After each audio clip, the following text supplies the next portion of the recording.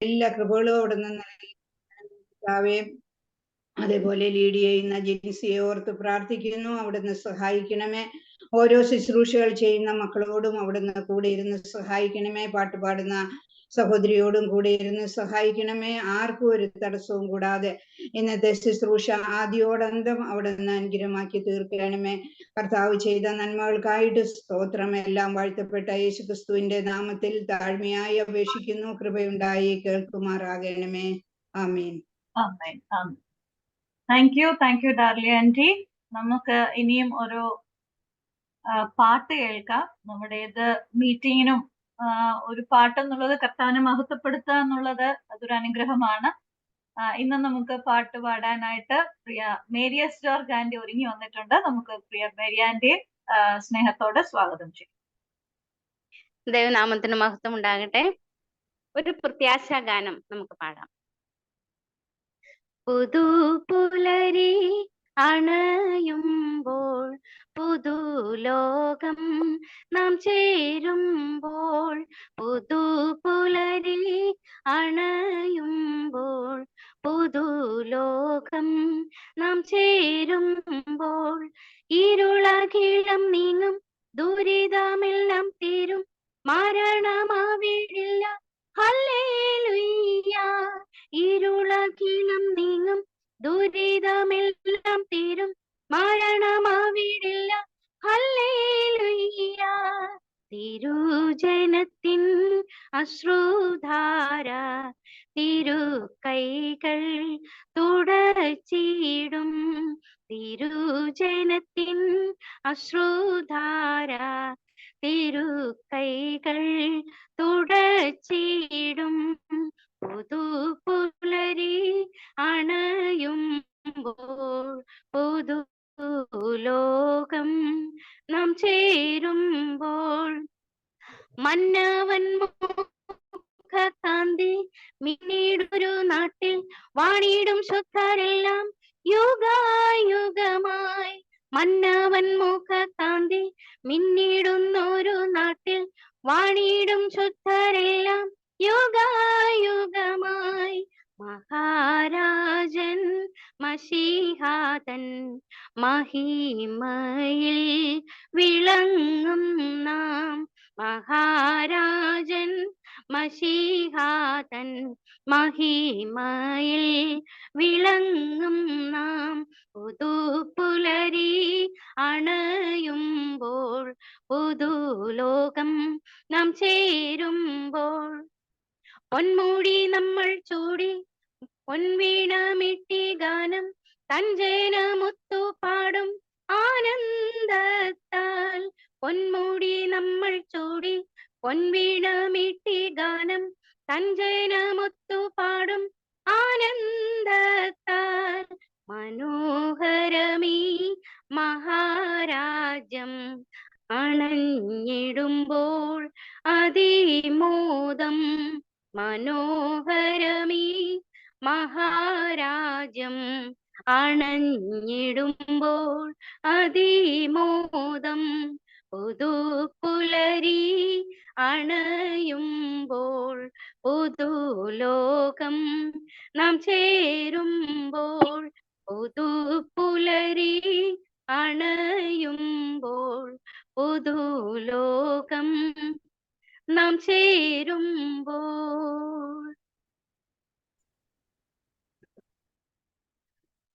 നല്ല പാട്ട്.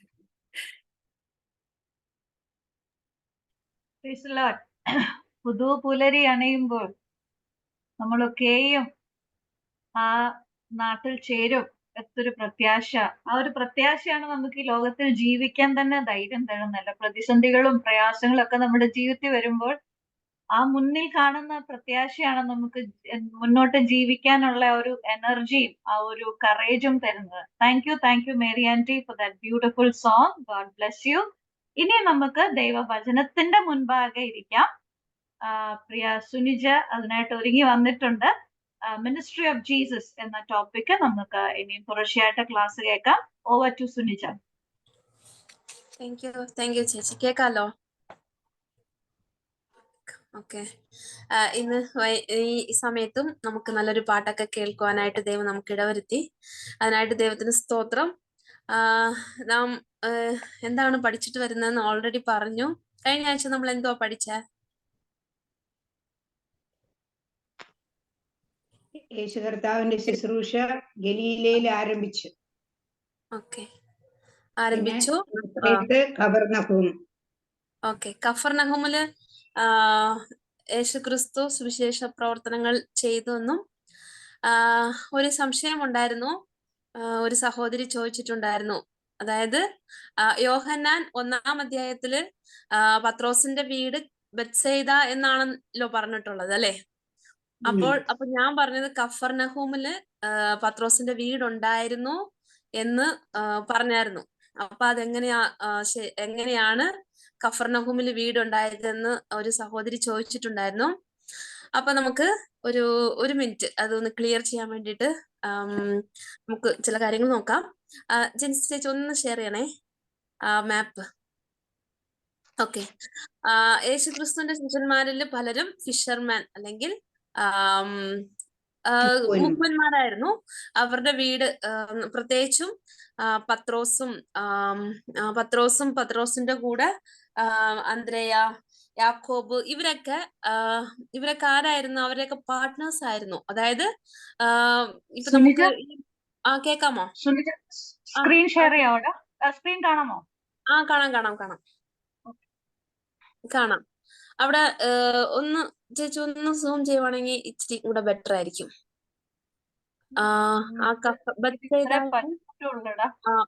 ഓക്കെ, അവിടെ ബെത്സൈദ കാണാലോ എല്ലാവർക്കും? കാണാം. കൈ കൊണ്ടിങ്ങനെ വലുതാക്കിയാൽ നല്ലതായിട്ട് വരും. അതെ, ഇത് ഇത്രേ പറ്റുള്ളൂ. ലാപ്ടോപ്പിൽ ഇത്രേ പറ്റുള്ളൂ. ഓക്കെ,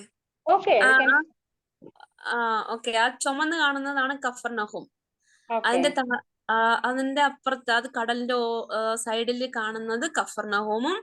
പിന്നെ കുറച്ചങ്ങോട്ട് ബി നിങ്ങൾക്ക് കാണാൻ തോന്നുന്നു, അവിടെയാണ് ബെത്സൈദ. അപ്പം അവിടെ ജനിച്ചവരാണ് ഇവരെല്ലാരും. ബെത്സൈദയിൽ ജനിച്ചവരും സീ ഓഫ് ഗലീലിയ കടലില് അവിടെ വന്ന് മീൻ പിടിക്കുന്ന തൊഴിൽ ചെയ്യുന്നവരായിരുന്നു ഇവരെല്ലാരും. അപ്പോൾ അവര്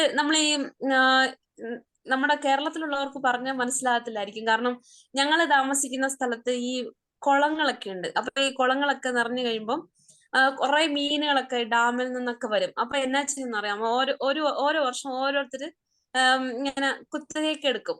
ആ മീന് പിടിച്ച് വിൽക്കാനും അത് ഇത്ര രൂപ കൊടുത്തിട്ട് അവര് കുത്തകയ്ക്ക് എടുക്കും. അങ്ങനെ ഈ കാശ് കൊടുത്തിട്ട് അവിടെ ജോലി ചെയ്യുന്നവരായിരുന്നു പത്രോസിന്റെ കൂടെ ഉള്ള ഈ കൂട്ടാളികളെല്ലാരും. അപ്പോൾ അവര് ബെത്സൈദക്കാരായിരുന്നു, അവിടെയാണ് ജനിച്ചത്. എന്നാൽ ജോലിയോടുള്ള ബന്ധത്തിൽ കഫർനഹൂമില് അവരുടെ താമസം മാറ്റിയവരായിരുന്നു. അപ്പൊ കഫർനഹൂമിൽ അവരുടെ വീടുണ്ടായിരുന്നു. കടലിന്റെ അരികത്തായിരുന്നു അവരുടെ വീടും. അതിന്റെ അടുത്ത് തന്നെ സിനഗോഗ് അല്ലെങ്കിൽ അവരുടെ പള്ളിയും അവിടെ ഉണ്ടായിരുന്നെന്ന് ആണ് ഹിസ്റ്ററി പറയുന്നത്. അപ്പോൾ നമ്മള് യോഹന്നാൻ 1-ാം അധ്യായത്തിൽ ബെത്സൈദ എന്നും പറയുന്നതും, അതുപോലെ തന്നെ മർക്കോസ് 1-ാം അധ്യായത്തിൽ നമ്മൾ വരുമ്പോൾ കഫർനഹൂമിൽ പത്രോസിന്റെ വീട്ടിൽ ക്രിസ്തു പോയെന്ന് നമുക്ക് അവിടെ കാണുവാനായിട്ട് കഴിയും. അപ്പോൾ ബെത്സൈദ, ഞാനപ്പോ ആദ്യം ഓർത്ത് ബെത്സൈദയും കഫർനഹൂം ഒന്നായിരിക്കും ഓർത്തിരുന്നാൽ അങ്ങനെയല്ല. ബെത്സൈദ അവര് ജനിച്ച സ്ഥലവും കഫർനഹൂം അവർ ആക്കിയിരിക്കുന്ന സ്ഥലവും. നമ്മളിൽ പലരും ജനിച്ചത് ഒരു സ്ഥലത്തും വളർന്നത് ഒരു സ്ഥലത്തും സ്ഥിരതാമസം ഒരു സ്ഥലത്തൊക്കെ ആയിട്ടുള്ളവരാണ് നമ്മളിൽ പലരും. അപ്പോൾ നമുക്കത് എളുപ്പം മനസ്സിലാവുന്ന ഒരു കാര്യം തന്നെയാണ്. ഓക്കെ, ഇതെല്ലാവർക്കും മനസ്സിലായെന്ന് കരുതുന്നു. അടുത്തായിട്ട് നമ്മൾ ഹോംവർക്കിലായിട്ട് വരാം. ഹോംവർക്ക് എഴുതിയ എല്ലാ പ്രിയ ആന്റിമാർക്കും സഹോദരിമാർക്കും വളരെയധികം നന്ദിയുണ്ട്. കഴിഞ്ഞ ആഴ്ചത്തേൽ ഇച്ചിരി കൂടുതൽ പേര് തന്നെയാണ് എഴുതിയിട്ടുള്ളത്. അവസാനം തീർച്ചയായിട്ടും ഹോംവർക്കും ആഡ് ചെയ്യുന്നതായിരിക്കും നിങ്ങളുടെ മാർക്കില്.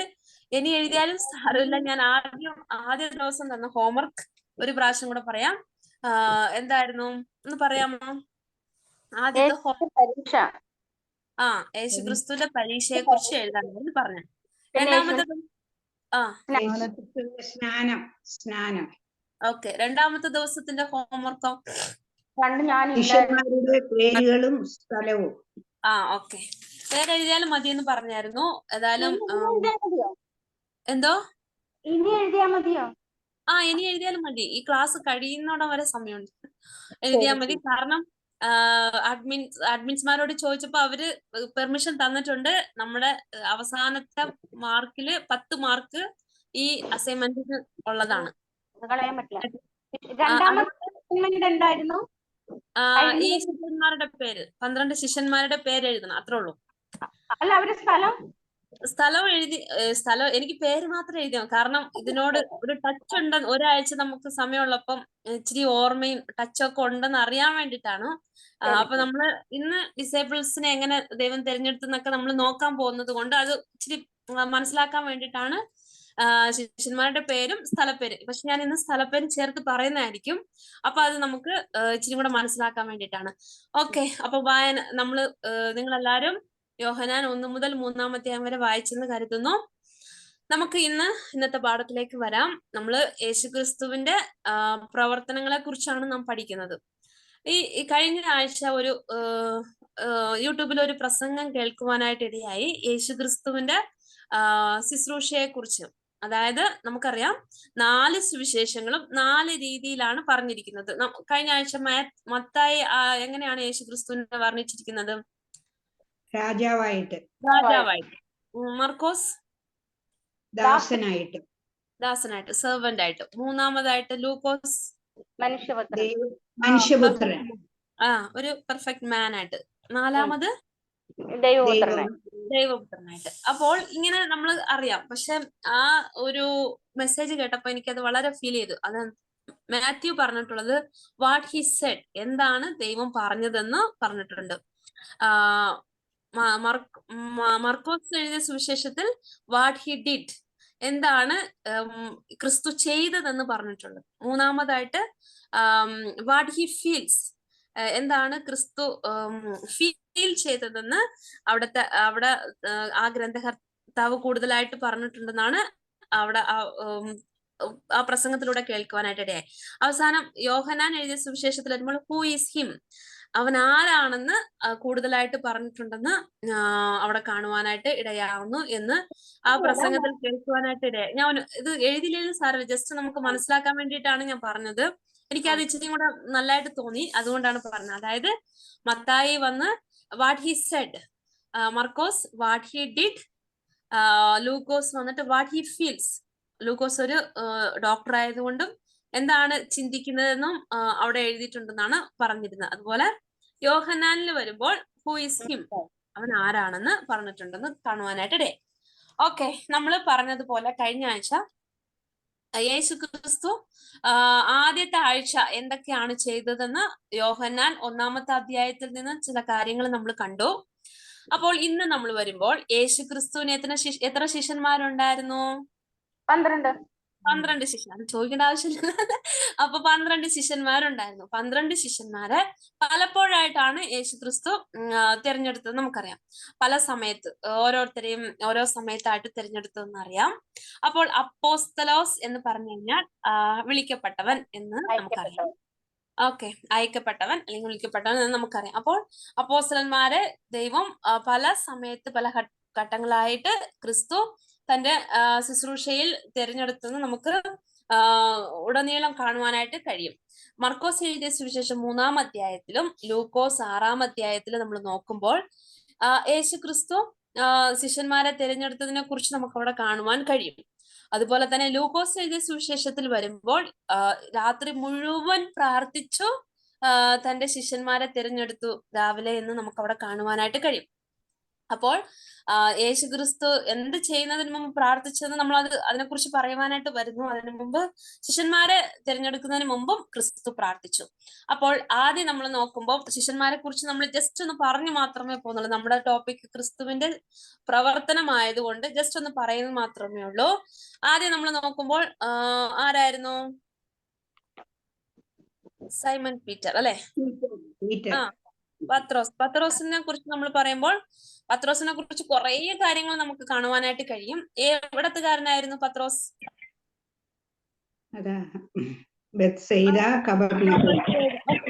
ബത്സേദക്കാരനായിരുന്നു സൈമൺ പീറ്റർ എന്ന് കാണുവാനായിട്ട് കഴിയും. അതുപോലെ തന്നെ അന്ത്രേയനെ കുറിച്ച് നമ്മൾ നോക്കുമ്പോൾ ആൻഡ്രിയുവും ബത്സേദക്കാരനായിരുന്നു. അതുപോലെ തന്നെ യാക്കോബും ബത്സേദക്കാരനായിരുന്നു. പിന്നെ യോഹന്നാനും ആരായിരുന്നു? ബത്സേദക്കാരനായിരുന്നു. പിന്നെ ഇവരെല്ലാരും, പിന്നെ ഫിലിപ്പും ബത്സേദക്കാരനായിരുന്നു. ഇവരെല്ലാരും മുക്കുവന്മാരായിരുന്നു, അല്ലെങ്കിൽ മീൻ പിടിക്കുന്നത് തങ്ങളുടെ തൊഴിലാക്കി വെച്ചിരുന്നവരായിരുന്നു ഇവരെല്ലാവരും. അപ്പോൾ പിന്നെ നമ്മൾ നഥനിയേലിനെ കുറിച്ച് നോക്കുമ്പോൾ, നഥനിയേൽ മറ്റൊരു പേരെന്താണ് നഥനിയേലിന്റെ?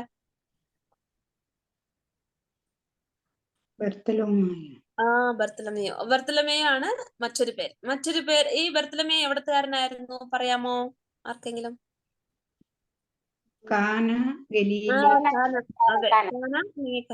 ഗലീലക്കാരനായിരുന്നു ഈ ബർത്തലമേയോ. പിന്നെ ബർത്തലമേയെ കുറിച്ച് ക്രിസ്തു പറഞ്ഞു, കപടമില്ല എന്നൊക്കെ പറഞ്ഞു നമുക്കറിയാം. ഫിഗ് ട്രീയുടെ അടിയിൽ ഇരുന്നപ്പോൾ തന്നെ ഞാൻ കണ്ടു എന്ന്. ഫിഗ് ട്രീ എന്ന് പറഞ്ഞാൽ ഈ ഫിഗ് ട്രീയുടെ അടിയിൽ ഇരുന്നപ്പോൾ തന്നെ കണ്ടെന്ന് പറയുമ്പോൾ, നമ്മള് യഹൂദന്മാർ ഒരു പരീശൻ മറ്റൊരു പരീശനെ കാണുമ്പോൾ, നീ ഇന്ന് ഫിഗ് ട്രീയുടെ അടിയിൽ ഇരുന്നോ എന്ന് ചോദിക്കും. അതിന്റെ അർത്ഥം എന്താണെന്ന് നോക്കുമ്പോൾ, ഇന്ന് നീ കർത്താവിന്റെ വചനം ധ്യാനിച്ചോ എന്നാണ് അവർ ചോദിക്കുന്നത് എന്നാണ് പറയപ്പെടുന്നത്. അപ്പോൾ അവിടെ നഥനിയേൽ ദൈവത്തിന്റെ വചനം ധ്യാനിച്ചുകൊണ്ടിരിക്കുമ്പോൾ തന്നെ ഞാൻ നിന്നെ കണ്ടു എന്നാണ് ക്രിസ്തു നഥനിയേലിനോട് പറയുന്നത്. നമുക്ക് അവിടെ കാണുവാനായിട്ട് കഴിയും. ജസ്റ്റ് ഒരു ഇൻഫർമേഷൻ മാത്രമേ ഉള്ളൂ. പിന്നെ നമ്മൾ വരുമ്പോൾ മാത്യുവിനെ കുറിച്ച് നമുക്കറിയാം. മാത്യു ആരായിരുന്നു? ടാക്സ് കളക്ടർ ആയിരുന്നു. അവരുടെ എവിടത്തുകാരനായിരുന്നു? ഗലീലയക്കാരനായിരുന്നു അല്ലെ? ഗലീലയക്കാരനായിരുന്നു. പിന്നെ അടുത്ത് നമ്മൾ വരുമ്പോൾ തഡേയോസ് അല്ലെങ്കിൽ ജൂഡ്, ഈ ശിഷ്യനും ഗലീലയക്കാരനായിരുന്നു. പിന്നെ ഒരു ശിഷ്യൻ ജെയിംസ് ദ ലെസ്, ഈ ശിഷ്യനും ഗലീലയക്കാരനായിരുന്നു. പിന്നെ സൈമൺ ദ സിലറ്റ് എന്ന് പറയുമ്പോൾ ഈ വ്യക്തി ആരായിരുന്നു? അല്ല, എവിടത്തുകാരനായിരുന്നു? എന്തോ എരിവുകാരനായ ശീമോൻ എന്ന് പറയുന്നത്. എരിവുകാരനായ ശീമോൻ എന്നാണ് മലയാളം ബൈബിളിൽ ഇരിക്കുന്നത്. എന്നാൽ സൈമൺ ദ സിലറ്റ് എന്നാണ് ഇംഗ്ലീഷിൽ പറഞ്ഞിരിക്കുന്നത്. പിന്നെ ചില ട്രാൻസ്ലേഷൻ അല്ലെങ്കിൽ ചില വേദപണ്ഡിതന്മാർ പറയുന്നത് തീവ്രവാദ ഗ്രൂപ്പിലെ ഒരു വ്യക്തിയായിരുന്നു സൈമൺ ദ സിലറ്റ് എന്ന് പറയപ്പെടുന്നു. അതായത് ഭയങ്കര ഒരു മത തീവ്രവാദി എന്ന് പറയില്ലേ, ആ തീവ്രവാദ ഗ്രൂപ്പിലുള്ള ഒരു വ്യക്തിയായിരുന്നു ഈ സൈമൺ ദ സിലറ്റ്. അപ്പോൾ പുള്ളിക്കാരനും കാന എന്ന സ്ഥലത്തിൽ നിന്ന് വന്ന ഒരു വ്യക്തിയായിരുന്നു ഈ സൈമൺ എന്ന് നമുക്ക് അവിടെ കാണുവാനായിട്ട് കഴിയും. വേറൊരു ട്രാൻസ്ലേഷനിൽ ഇങ്ങനെ കാണുവാനായിട്ട് ഇടയായി, member of right wing political party. അതായത് റൈറ്റ് വിങ് എന്ന് പറയുമ്പോൾ എരിവുള്ള ഒരു ഗ്രൂപ്പിലെ ഒരു മെമ്പർ ആയിരുന്നു ഈ സൈമൺ എന്ന് കാണുവാനായിട്ട് ഇടയായി. എന്തോ ഓക്കെ. അപ്പോൾ സൈമൺ എന്ന് പറയുമ്പോൾ എരിവുകാരനായ അല്ലെങ്കിൽ ഒരു തീവ്രവാദ ഗ്രൂപ്പിലെ ഒരു വ്യക്തിയായിരുന്നു ഈ സൈമൺ എന്നും കാണുവാനായിട്ട് കഴിയും. പിന്നെ നമുക്കറിയാം തോമസിനെ കുറിച്ച് നമുക്ക് കൂടുതലായിട്ട് പറയേണ്ട കാര്യമില്ല. നമ്മൾ തോമസ് എന്ന് പറയുമ്പോഴേ നമുക്കറിയാം ഡൗട്ട് ആയിട്ടുള്ള അല്ലെങ്കിൽ സംശയിക്കുന്ന ഒരു വ്യക്തിയായിരുന്നു തോമസ് എന്നും. തോമസിന്റെ സ്ഥലവും ഗലീലയക്കാരനായിരുന്നു തോമസ്. പിന്നെ അവസാനം വരുന്നത് ആരായിരുന്നു? അവസാനത്തെ ആള് ജൂദാസ് ഇസ്കരിയോത്ത്. ഈ വ്യക്തിയുടെ വീട് എവിടെയായിരുന്നു?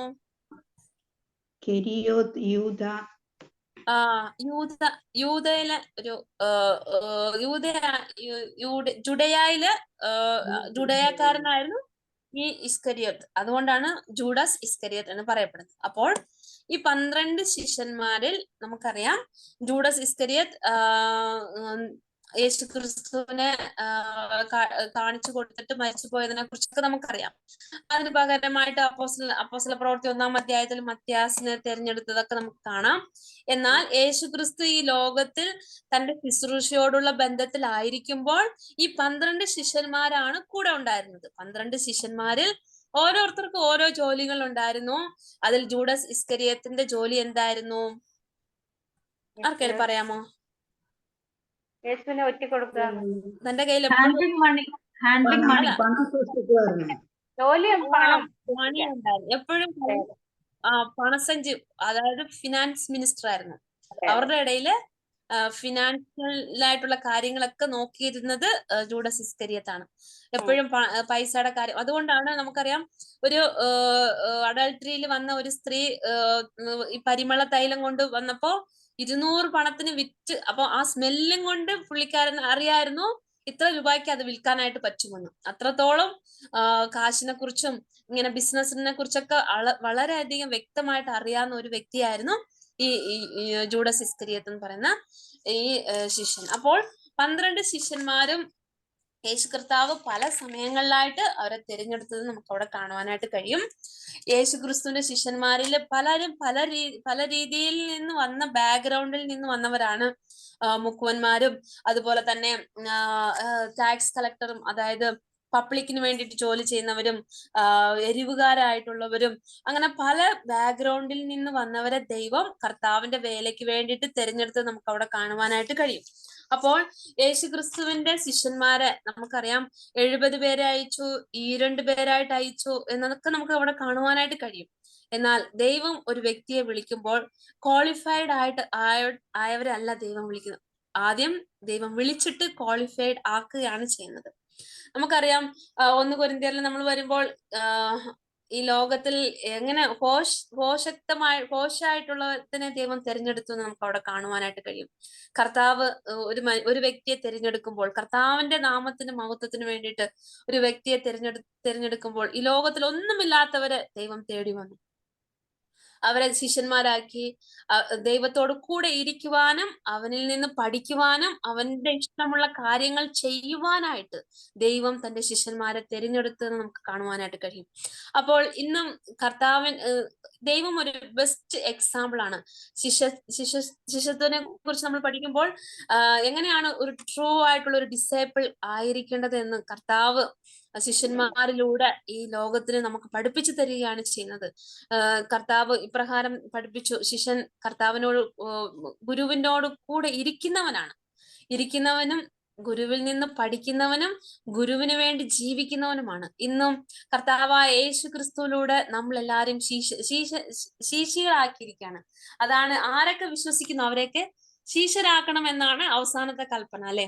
അപ്പോൾ ശിഷ്യരാക്കണം എന്ന് പറയുമ്പോൾ ചുമ്മാ സുവിശേഷം പറഞ്ഞു പോവുക മാത്രമല്ല, അവരെ ട്രെയിൻ ചെയ്യണം. എങ്ങനെ യേശു ക്രിസ്തു തന്നോട് കൂടെ വെച്ചിട്ട് ശിഷ്യന്മാരെ ട്രെയിൻ ചെയ്തു, അതുപോലെ ദൈവം നമുക്ക് തന്നിട്ടുള്ള ആത്മീയ കുഞ്ഞുങ്ങളെ അല്ലെങ്കിൽ ആത്മീയരായിട്ടുള്ളവരെ നമ്മൾ ട്രെയിൻ ചെയ്യാനായിട്ടാണ് ദൈവം നമ്മൾ ഓരോരുത്തരും ഇവിടെ ആക്കി വെച്ചിരിക്കുന്നത്. ഡിസൈപ്പിൾ ആക്കണം, ട്രൂ ഡിസൈപ്പിൾ ആക്കണം. നമ്മൾ ഓരോരുത്തരും ട്രൂ ഡിസൈപ്പിൾസ് ആയിരിക്കണം. അതുപോലെ തന്നെ നമ്മളോട് കൂടെ ആയിരിക്കുന്നവരെ ട്രൂ ഡിസൈപ്പിൾസ് ആക്കി തീർക്കണം എന്നാണ് ദൈവം നമ്മളെ കുറിച്ചും ആഗ്രഹിക്കുന്നത്. അതിന് ബെസ്റ്റ് ആയിട്ടുള്ള ഒരു എക്സാമ്പിൾ ആണ് ക്രിസ്തു. അവനോട് കൂടെ ഇരിക്കുവാനായിട്ട് ദൈവം തിരഞ്ഞെടുത്തു. അപ്പോൾ ദൈവത്തോട് കൂടെ ഇരിക്കുവാനായിട്ട് ദൈവം നമ്മളെയും തിരഞ്ഞെടുത്തിരിക്കുന്നു. അവനോട് കൂടെ നടക്കുവാനായിട്ട്, അവന്റെ വചനത്തിൽ നിന്ന്, നമ്മുടെ ദൈവത്തിന്റെ വചനത്തിൽ നിന്ന് പഠിക്കുവാനും അവന്റെ നാമമഹത്വത്തിന് വേണ്ടി ആയിരിക്കുവാനും ദൈവം നാം ഓരോരുത്തരെയും ഈ ലോകത്തിലാക്കി വെച്ചിരിക്കുന്നതിനോർത്ത് ദൈവത്തിന് നമുക്ക് സ്തോത്രം പറയാം. ഇതുവരെ നമ്മൾ അങ്ങനെ ആയിട്ടില്ലെങ്കിൽ ഒരു പ്രാവശ്യം കൂടെ കർത്താവിന്റെ സന്നിധിയിൽ, കർത്താവെ എന്നെ അങ്ങക്ക് ഇഷ്ടമുള്ള ഒരു നല്ലൊരു ശിഷ്യയാക്കണമേ എന്ന് നമുക്ക് കർത്താവിനോട് യാചിക്കാം. നമുക്ക് ഇവിടെ കഫർനഹൂമിൽ പോയി നമ്മൾ യേശു ക്രിസ്തു ശിഷ്യന്മാരെ തിരഞ്ഞെടുത്തു എന്ന് നമ്മൾ കണ്ടു. അത് യോഹന്നാൻ 2-ാം അധ്യായത്തിൽ കഴിഞ്ഞ ആഴ്ച ഞാൻ പറയാനായിട്ട് ഇടയായി. യേശു ക്രിസ്തു ആദ്യം ചെയ്ത അത്ഭുതം എന്തായിരുന്നു? വെള്ളം വീഞ്ഞാക്കിയത്. യേശുക്രിസ്തുവിനോട് കൂടെ 12 ശിഷ്യന്മാരൊന്നും ഇല്ലായിരുന്നു. യേശുക്രിസ്തുവിനെ കുറിച്ച് ആർക്കുമേ അറിയത്തില്ലായിരുന്നു. ദൈവപുത്രനാണെന്നൊന്നും അറിയില്ലായിരുന്നു. പക്ഷെ കുറച്ച് ശിഷ്യന്മാര് മാത്രം യേശു ക്രിസ്തുവിനോട് കൂടെ ഉണ്ടായിരുന്നു. അപ്പോൾ മറിയ വന്ന് പറഞ്ഞു, അവൻ എന്ത് പറഞ്ഞാലും നിങ്ങൾ അത് ചെയ്യുവീൻ എന്ന് പറഞ്ഞു. എന്നാൽ വെള്ളം ഒഴിക്കുമ്പോൾ അത് വീഞ്ഞായത് ശിഷ്യന്മാർക്ക് മാത്രമേ അറിയത്തുള്ളായിരുന്നു. അപ്പോൾ നമ്മൾ ആ വാക്യത്തിൽ അവസാനത്തെ 12-ാമത്തെ വാക്യത്തിൽ നമ്മൾ 11-12 നമ്മൾ വായിക്കുമ്പോൾ ശിഷ്യന്മാർ അത് കണ്ടിട്ട് ക്രിസ്തുവിനെ വിശ്വസിച്ച് എന്ന് കാണുവാനായിട്ട് കഴിയും. അപ്പോൾ ആദ്യത്തെ അത്ഭുതം അത് ശിഷ്യന്മാർക്ക് വേണ്ടിയിട്ടാണ് ദൈവം അവിടെ ചെയ്തത്, കർത്താവിൻ വിശ്വസിക്കാനായിട്ട്. അപ്പോൾ ഓരോരുത്തരും ഓരോ ഘട്ടങ്ങളായിട്ട് കർത്താവിന്റെ സന്നിധിയിൽ വരുമ്പോൾ ശിഷ്യന്മാർ ഓരോ അത്ഭുതങ്ങൾ കണ്ട് കർത്താവ് യേശു ക്രിസ്തു ദൈവപുത്രനാണെന്ന് വിശ്വസിക്കുവാനായിട്ട് ഇടയായി. അപ്പോൾ ഇങ്ങനെ ആയിരിക്കുമ്പോൾ ഈ 2-ാം അധ്യായത്തിൽ വരുമ്പോൾ 12-ാമത്തെ വാക്യത്തിൽ പിന്നെയും കഫർനഹൂമിലേക്ക് പോയി എന്ന് കാണുവാനായിട്ട് കഴിയും. എന്നാൽ ഏറെ നാൾ അവിടെ ഇരുന്നില്ല എന്നും യോഹന്നാൻ 2-ാം അധ്യായം 12-ാമത്തെ വാക്യത്തിൽ നമുക്ക് അവിടെ കാണുവാനായിട്ട് കഴിയും. അപ്പോൾ നമ്മൾ പഠിക്കുവാൻ പോകുന്ന കാര്യം എ ഡേ ഇൻ കഫർനഹൂം, അതായത് യേശു ക്രിസ്തുവിന്റെ ഒരു ദിവസം, ഒരു ബിസി ആയിട്ടുള്ള ഒരു ദിവസം എങ്ങനെയാണ് തന്റെ പ്രവർത്തനത്തിൽ താൻ ചെലവിട്ട് എന്ന് നമുക്കിന്ന് നോക്കാം. നമ്മൾ കഴിഞ്ഞ ആഴ്ച ഒരാഴ്ച എങ്ങനെയാണ് പോയത്, യേശുക്രിസ്തുവിന്റെ പ്രവർത്തനത്തിന്റെ ആദ്യത്തെ ആഴ്ചയില് എന്തൊക്കെയാണ് ചെയ്തതെന്ന് നമ്മൾ കണ്ടു. അതുപോലെ തന്നെ യോഹന്നാൻ എഴുതിയ സുവിശേഷത്തിന്റെ പ്രത്യേകതയും നമ്മൾ പറഞ്ഞു. ആദ്യത്തെ ആഴ്ചയും അവസാനത്തെ ആഴ്ച എന്ത് സംഭവിച്ചു എന്ന് നമുക്ക് അവിടെ കാണുവാനായിട്ട് കഴിയും എന്ന് പറയുവാനായിട്ടിടയായി. അപ്പോൾ ഇന്ന് കഫർനഹൂം യേശുക്രിസ്തുവിന്റെ മിഷൻ സ്ഥലത്തിന്റെ ഒരു ഹെഡ് ക്വാർട്ടേഴ്സ് അല്ലെങ്കിൽ പ്രധാനമായിട്ടുള്ള ഒരു സ്ഥലമായിരുന്നു ഈ കഫർനഹൂം എന്ന് പറയുന്നത്. അവിടെ യേശുക്രിസ്തു ഒരു ദിവസം എങ്ങനെ ചെലവിട്ടെന്ന് നമുക്ക് നോക്കാം. നമുക്ക് നമ്മുടെ ബൈബിളിന് മർക്കോസ് എഴുതിയ സുവിശേഷം 1-ാം അധ്യായത്തിലേക്ക് തിരിക്കാം. മർക്കോസ് എഴുതിയ സുവിശേഷം 1-ാം അധ്യായത്തിൽ വരുമ്പോൾ അവിടെ 21 മുതൽ 31 വരെയുള്ള വാക്യങ്ങൾ നമുക്ക് എടുത്തു വെക്കാം. ഇപ്പൊ വായിക്കണ്ട, പറയുമ്പോൾ വായിച്ചാൽ മതി. മർക്കോസ് എഴുതിയ സുവിശേഷം 1-ാം അധ്യായം. കഴിഞ്ഞ ആഴ്ച നമ്മൾ യോഹന്നാൻ 1-ാം അധ്യായത്തിൽ നിന്ന് ചില കാര്യങ്ങൾ പഠിക്കുവാനായിട്ട് ഇടയായി. ഇന്ന് നമുക്ക് എ ഡേ ഇൻ കഫർനഹൂം. ഇപ്പോൾ നമുക്കറിയാം, നമ്മൾ എല്ലാവരും ബിസി ആയിട്ടുള്ള ഒരു ഷെഡ്യൂളിലാണ് നമ്മൾ ഓരോരുത്തരും ജീവിക്കുന്നത്.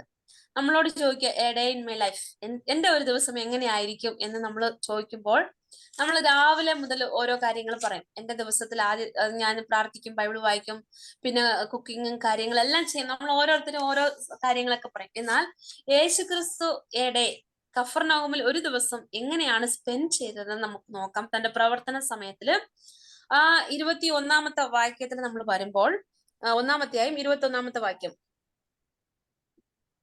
അവൻ കഫർനഹൂമിലേക്ക് പോയി ശബ്ബത്ത് പള്ളിയിൽ ചെന്ന് ഉപദേശിച്ചു.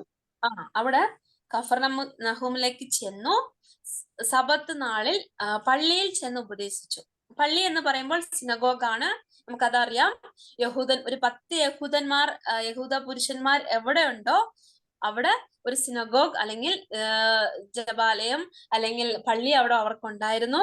അവിടെ പോയി യഹൂദന്മാർ ഓരോ സബത്തിലും ആരാധന ദിവസം അല്ലെങ്കിൽ അവരുടെ സബത്ത് ദിവസത്തിൽ രാവിലെ തന്നെ പോയി കർത്താവിന്റെ വചനം പഠിക്കുവാനും ആരാധിക്കുവാനും അവർ പോകുന്നത് നമുക്കറിയാം. അത് നമ്മൾ ഈ ഗോസ്പൽസ്, ഈ സുവിശേഷങ്ങളിൽ മുഴുവനായിട്ട് നമുക്ക് അവിടെ കാണുവാനായിട്ട് കഴിയും. ഈ പള്ളികൾ എന്ന് പറയുമ്പോൾ ഇതൊക്കെ എപ്പോഴാ വന്നതെന്ന് ആർക്കെങ്കിലും ഒന്ന് പറയാൻ പറ്റുമോ? സിനഗോഗ്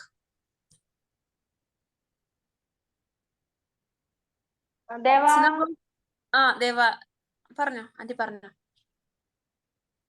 എന്തെങ്കിലും അറിയുന്നത് പറഞ്ഞാൽ മതി. എവിടെയോ ആന്റി ഓർക്കും, എവിടെയോ കേട്ടിട്ടുണ്ടല്ലോ എന്ന്. അപ്പോൾ നമ്മൾ ഈ സിനഗോഗ് അല്ലെങ്കിൽ തമിഴിൽ പറയുമ്പോ ജപാലയം അല്ലെങ്കിൽ പള്ളി, മലയാളത്തിൽ പള്ളി എന്ന് പറഞ്ഞു. അപ്പൊ പള്ളിയൊക്കെ എപ്പോ വന്നെന്ന് ചോദിച്ചാൽ ഈ 400 വർഷത്തിന്റെ ഗ്യാപ്പില്ലേ, മൽക്കിയ മുതൽ മത്തായി വരെ ആ കാലഘട്ടത്തിൽ വന്നതാണ്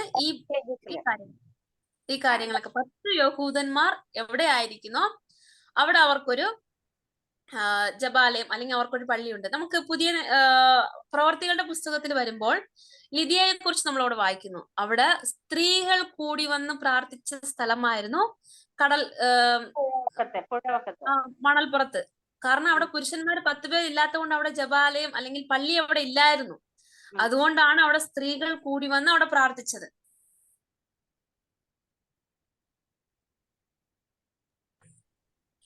കേക്കാമോ? ഇവിടെ സിനഗോഗ് ഉള്ളപ്പോ സിനഗോഗിൽ വന്ന് അല്ലെങ്കിൽ പള്ളിയിൽ വന്ന് യേശുക്രിസ്തു ഈ യഹൂദന്മാരുടെ അവരുടെ ആചാരപ്രകാരം ദൈവത്തെ ആരാധിക്കുവാനായിട്ട് വരുന്ന ഒരു രീതി അവർക്കുണ്ടായിരുന്നു. അപ്പോൾ ആദ്യം നമ്മൾ നോക്കുമ്പോൾ എഡേ ഇൻ കഫർനഹൂം അല്ലെങ്കിൽ യേശുക്രിസ്തുവിന്റെ പ്രവർത്തനത്തിന്റെ ഒരു ദിവസം എങ്ങനെയാണ് പ്രവർത്തിച്ചത് എന്ന് നമ്മൾ നോക്കുമ്പോൾ ആദ്യം യേശുക്രിസ്തു എവിടെ വന്നു? പള്ളിയിലേക്ക് ചെന്നു എന്ന് കാണുവാനായിട്ട് കഴിയും. നമുക്ക് പള്ളിയിലേക്ക് പോകുന്നത് യേശുക്രിസ്തുവിന് അത് പതിവായിരുന്നു. ലൂക്കോസ് 4-ാം അധ്യായം റെഫറൻസ് ഒന്നും എഴുതണ്ട കേട്ടോ, കാരണം ഞാൻ നോട്ട്സിൽ ഇതൊക്കെ തരുന്നതായിരിക്കും. അതുകൊണ്ട് ശ്രദ്ധിച്ചാൽ മാത്രം മതി, റെഫറൻസ് ഒന്നും എഴുതണ്ട. ലൂക്കോസ് ജസ്റ്റ് ഒന്ന് ഞാൻ പറഞ്ഞു പോകുന്നതേ ഉള്ളൂ. ലൂക്കോസ് 4-ാം അധ്യായം 15-ാമത്തെ വാക്യത്തിൽ, 16-ാം അധ്യായം 6-ാമത്തെ വാക്യത്തിൽ, അങ്ങനെ കുറേ വാക്യങ്ങളുണ്ട്. യേശുക്രിസ്തു പള്ളിയിലേക്ക് ചെന്നു, സിനഗോഗിൽ ചെന്നു പ്രസംഗിച്ചു, സിനഗോഗിന്റെ അകത്ത് ചെന്നു, അവിടെ പരീശന്മാരുണ്ടായിരുന്നു, പിന്നെ അവരുടെ ഹെഡായിട്ടുള്ളവരുണ്ടായിരുന്നു എന്നൊക്കെ നമുക്ക് അവിടെ കാണുവാനായിട്ട് കഴിയും. അപ്പോൾ യേശുക്രിസ്തുവിന്റെ പ്രധാനമായിട്ടുള്ള ഒരു ജോലി സിനഗോഗ് അല്ലെങ്കിൽ പള്ളിയിൽ ചെന്ന് പഠിപ്പിക്കുന്നത് പതിവായിരുന്നു. അപ്പോൾ യേശുക്രിസ്തു സ്ഥിരമായിട്ട് ചെയ്തിരുന്ന ഒരു കാര്യമായിരുന്നു ഈ പള്ളിയിലേക്ക് പോകുക അല്ലെങ്കിൽ സിനഗോഗിൽ ചെന്നിരുന്ന കാര്യം. അപ്പോൾ ഈ സബത്ത് ദിവസത്തിൽ ആദ്യം യേശുക്രിസ്തു ചെല്ലുന്നത്, പതിവായിട്ട് ചെല്ലുന്നത് സിനഗോഗിൽ പോകുക അല്ലെങ്കിൽ പ്രാർത്ഥനാലയത്തിൽ ചെല്ലുക എന്നതാണ്. അപ്പോൾ ഇവിടെ ഡേ ഇൻ മൈ ലൈഫിൽ ആദ്യം ചെയ്തിരുന്നത് സബത്ത് ദിവസത്തിൽ പ്രാർത്ഥനാലയത്തിൽ ചെന്നു. അപ്പോൾ കർത്താവിന്റെ മക്കളായിരിക്കുന്ന നാം പ്രാർത്ഥനാ കൂടിവരവുകളെ ഒരിക്കലും ഉപേക്ഷയാ വിചാരിക്കരുത് എന്ന് നമുക്ക് എബ്രായർക്ക് എഴുതിയ ആ നിരുപത്തിൽ നമുക്ക് അവിടെ കാണുവാനായിട്ട് കഴിയും. അപ്പോൾ ഇന്ന് പലപ്പോഴും അതായത് ആഫ്റ്റർ കോവിഡ് കഴിഞ്ഞിട്ടുള്ള സമയം പലപ്പോഴും നമ്മുടെ ഇടയിൽ ഭയങ്കര ഒരു മടിയാണ് സഭാ ഹാളിൽ പോകുന്നത്. സഭാ ഹാൾ എന്ന് പറയുമ്പം ആരാധന ദിവസത്തിന്റെ പകുതി ആൾക്കാരെ കാണുള്ളൂ ബൈബിൾ സ്റ്റഡിക്ക്, ബൈബിൾ സ്റ്റഡിയുടെ പകുതി ആൾക്കാരെ കാണുള്ളൂ പ്രാർത്ഥനാ മീറ്റിംഗ്. ഇവിടത്തെ രീതിയൊക്കെ പറയുകയാണ് ചെയ്യുന്നത് കേട്ടോ. കേരളത്തിൽ ഏകദേശം അങ്ങനെയൊക്കെ തന്നെയാണ്. അപ്പോൾ പ്രാർത്ഥനാ മീറ്റിങ്ങും അതിന്റെയും പകുതി ആൾക്കാരായിരിക്കും. അപ്പോൾ ഏതൊരു കൂടിവരവിലും നമ്മൾ ഉപേക്ഷ വിചാരിക്കാതെ കർത്താവിന്റെ സന്നിധിയിൽ ചെല്ലണം എന്നുള്ള ഒരു എക്സാമ്പിൾ ആണ് ദൈവം യേശുക്രിസ്തു നമുക്ക് അവിടെ കാണിച്ചു തന്നിരിക്കുന്നത്. പതിവായിട്ട് സബത്ത് ദിവസങ്ങളിൽ പ്രാർത്ഥനാലയത്തിൽ ചെല്ലുന്ന ഒരു പതിവ് ക്രിസ്തുവിനുണ്ടായിരുന്നു. അപ്പോൾ തന്റെ പ്രവർത്തനത്തിൽ താൻ ചെയ്തിരുന്ന ഒരു കാര്യമാണ് പതിവ് തെറ്റാതെ ദേവാലയത്തിൽ അതായത് പ്രാർത്ഥനാലയത്തിൽ പള്ളിയിലേക്ക് ചെന്നിരുന്നത് പതിവായിരുന്നു. അപ്പോൾ ഇന്ന് നമ്മൾ കർത്താവിന്റെ മക്കളായിരിക്കുന്ന നാം കർത്താവിന്റെ സന്നിധിയിൽ വരുമ്പോൾ ഓരോ കൂടിവരവിനെയും ഒരിക്കലും ഉപേക്ഷ വിചാരിക്കാതെ നാമും നമ്മുടെ മക്കളെയും അത് പഠിപ്പിക്കേണ്ടത് ആവശ്യമാണ്. കാരണം പലപ്പോഴും നമ്മുടെ മക്കൾ ദൂരെ ഒക്കെ പഠിക്കാനൊക്കെ പോയി കഴിയുമ്പോൾ പ്രാർത്ഥന കൂടിവരവുകളൊക്കെ ഉപേക്ഷ വിചാരിച്ച് പലപ്പോഴും ആരാധനയ്ക്ക് പോകാതെ മടി പിടിച്ചിരിക്കുന്ന അവസ്ഥയൊക്കെ നമ്മൾ കാണാറുണ്ടല്ലേ. എന്നാൽ ഈ ലോകത്തിൽ നമ്മൾ ആയിരിക്കുമ്പോൾ, ആദ്യമേ പറഞ്ഞ പോലെ ശിശികളായിരിക്കുമ്പോൾ ഇത് നമ്മളും നമ്മുടെ കുഞ്ഞുങ്ങളും പ്രാക്ടീസ് ചെയ്യേണ്ടതിന്റെ വളരെ അത്യാവശ്യമുള്ള ഒരു കാര്യം തന്നെയാണ്. യേശുക്രിസ്തു ആദ്യം പോയത് ജപാലയത്തിൽ അല്ലെങ്കിൽ പ്രാർത്ഥനാലയത്തിൽ ചെന്നു. എന്നിട്ട് രണ്ടാമതായിട്ട് അവിടെ എന്താണ് ചെയ്തതെന്ന് നോക്കുമ്പോൾ അവിടെ പഠിപ്പിച്ചു. 21-22 വാക്യത്തിൽ നമ്മൾ നോക്കുമ്പോൾ എന്താണ് അവൻ ഉപദേശിച്ചു. അവന്റെ ഉപദേശത്തെ അവർ വിസ്മയിച്ചു. അവൻ ശാസ്ത്രിമാരെ പോലെയല്ല അധികാരമുള്ളവനായിട്ട് അത്രേ അവരെ ഉപദേശിച്ചത് എന്ന് കാണുവാനായിട്ട് കഴിയും. അപ്പോൾ യേശുക്രിസ്തു രണ്ടാമതായിട്ട് അവിടെ കാര്യം ഉപദേശിച്ചു, പഠിപ്പിച്ചു. അതായത് പഴയ നിയമത്തെ, അവർക്ക് പുതിയ നിയമം അപ്പൊ ഇല്ലായിരുന്നല്ലോ, പഴയ നിയമത്തിലെ ഓരോ കാര്യങ്ങൾ, പ്രവചന പുസ്തകത്തിലെ കാര്യങ്ങൾ അല്ലെങ്കിൽ പെന്ററ്റ്യൂക്കിലെ കാര്യങ്ങളൊക്കെ അവരെ പഠിപ്പിക്കുവാനായിട്ട് നമുക്ക് അവിടെ കാണുവാനായിട്ട് സാധിക്കും. യേശുക്രിസ്തുവിന്റെ പ്രധാനമായിട്ടുള്ള ഒരു ശുശ്രൂഷ എന്ന് പറയുന്നത് ടീച്ചിങ് ആയിരുന്നു. മറ്റുള്ളവർ ഈ ടീച്ചിങ്ങിനെ കണ്ട്, മറ്റുള്ളവരെ പഠിപ്പിക്കുന്നതെ കണ്ട് യേശുക്രിസ്തു ബെസ്റ്റ് ടീച്ചറാണ്. നമുക്ക് കർത്താവിന്റെ വചനത്തിൽ ഗോസ്പൽസിനെ ഫുള്ളായിട്ട് നമ്മൾ പഠിക്കുമ്പോൾ യേശു കർത്താവ് ബെസ്റ്റ് ടീച്ചറും ബെസ്റ്റ് പ്രീച്ചറുമാണ്. ഒരു ടീച്ചിങ് അല്ലെങ്കിൽ എങ്ങനെ പഠിപ്പിക്കണം എന്ന് നമ്മൾ നോക്കുമ്പോൾ ക്രിസ്തുവിന്റെ മാതൃക, ക്രിസ്തുവാണ് യഥാർത്ഥ മാതൃക. ഇപ്പോൾ യേശുക്രിസ്തു പഠിപ്പിക്കുകയാണ് ചെയ്യുന്നത്. ഇങ്ങനെ ഒരു നിങ്ങൾ വാനത്തില് ആകാശത്തിലെ പക്ഷികളെ നോക്കുവിൻ, അത് വിതയ്ക്കുന്നുമില്ല, അറുക്കുന്നുമില്ല, എന്നാൽ നമ്മുടെ സ്വർഗസ്നായ പിതാവ് അവർക്ക് ഭക്ഷണം കൊടുക്കുന്നു. അവിടെ ഇരിക്കുന്നവരോട് സിമ്പിൾ ആയിട്ട് യേശുക്രിസ്തു അവിടെ പഠിപ്പിക്കുന്നത് നമുക്ക് അവിടെ കാണുവാനായിട്ട് കഴിയും. അതുപോലെ തന്നെ ഓരോ രീതിയും ഓരോ പാരബിളൊക്കെ നമ്മൾ നോക്കുമ്പോൾ വളരെ സിമ്പിൾ ആയിട്ട് ഓരോ എക്സാമ്പിളും പറയുന്നത് നമുക്ക് അവിടെ കാണുവാനായിട്ട് കഴിയും. അവിടെ അത്തിമരം ഒത്തിരി ഉണ്ടായിരുന്നതുകൊണ്ട് അത്തിവൃക്ഷത്തിനെ കുറിച്ച് പറയുന്നത് കാണുവാനായിട്ട് ഇടയായി.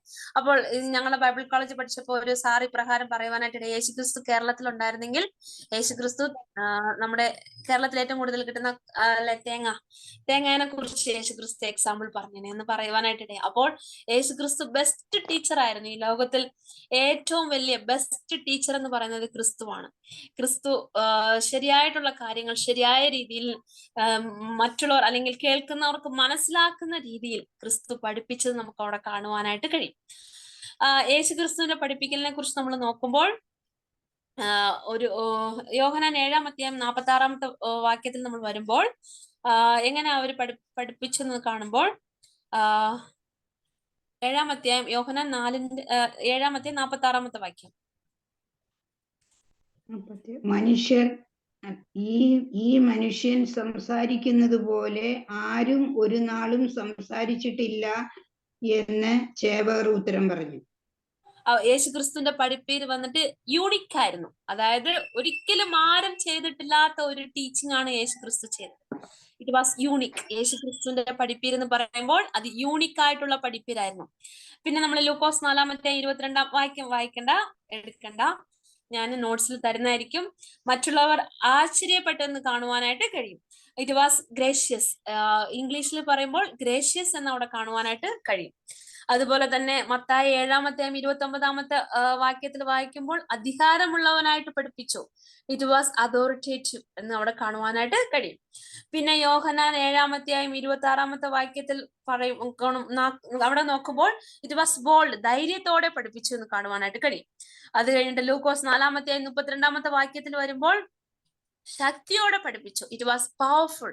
കർത്താവിന്റെ പഠിപ്പീരെന്ന് പറയുമ്പോൾ പവർഫുൾ ആയിട്ടുള്ള ഒരു പഠിപ്പീരായിരുന്നു. അങ്ങനെയാണ് യേശുക്രിസ്തു തന്റെ ശിഷ്യന്മാരെയും തന്റെ അരികിൽ വരുന്നവരെയൊക്കെയും പഠിപ്പിച്ചെന്ന് കാണുവാനായിട്ട് കഴിയും. അപ്പോൾ ഇന്നും രക്ഷയുടെ വചനം യേശുക്രിസ്തു ഇങ്ങനെയാണ് കർത്താവ് നമ്മളെ പഠിപ്പിച്ചത്. ഈ ലോകത്തിലായിരിക്കുമ്പോൾ തന്റെ ശുശ്രൂഷയിലായിരിക്കുമ്പോൾ ഒരു ബെസ്റ്റ് ടീച്ചർ ആയിരുന്നു. ബെസ്റ്റ് ടീച്ചറായിട്ട് ഇരിക്കുമ്പോൾ കർത്താവിന്റെ മക്കളായിരിക്കുന്ന നാമും ബെസ്റ്റ് ടീച്ചർ ആയിരിക്കണം എന്നാണ് ദൈവം നമ്മളെ കുറിച്ചും ആഗ്രഹിക്കുന്നത്. തീർച്ചയായിട്ടും ടീച്ചിങ് ഗിഫ്റ്റ് ആണ്. ഒരു ആത്മാവിന്റെ ഒരു വരമാണ് ടീച്ചിങ് ഗിഫ്റ്റ്. നമുക്കറിയാം, കഴിഞ്ഞ വർഷം നമ്മൾ അത് പഠിച്ചതുമാണ്. ടീച്ചിങ് എന്ന് പറയുന്നത് ഗിഫ്റ്റ് ആണ്. എന്നാൽ കർത്താവിന്റെ മക്കളായിരിക്കുന്ന നാം ഓരോരുത്തരും, ഇവിടെ ഇരിക്കുന്ന സഹോദരിമാരെല്ലാരും പലപ്പോഴും നമ്മൾ മക്കളോട് പഠിപ്പിക്കുന്നവരാണ്. നമ്മുടെ അടുത്ത് വരുന്നവരോട് നമ്മൾ സുവിശേഷം പറയുവാൻ ബാധ്യസ്ഥരാണ്. അല്ലെങ്കിൽ സൺഡേ സ്കൂളിലുള്ളവരോടും നമ്മുടെ മക്കളും കൊച്ചുമക്കളും ഒക്കെ പഠിപ്പിക്കുന്നവരാണ്.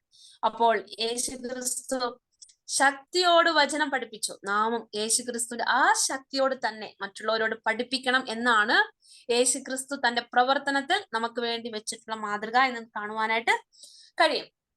അപ്പോൾ യേശുക്രിസ്തുവിന്റെ ആദ്യം ചെയ്തിരുന്ന കാര്യം സിനഗോഗ് അല്ലെങ്കിൽ പ്രാർത്ഥനാലയത്തിൽ ചെന്നു, പ്രാർത്ഥനാലയത്തിൽ പഠിപ്പിച്ചു.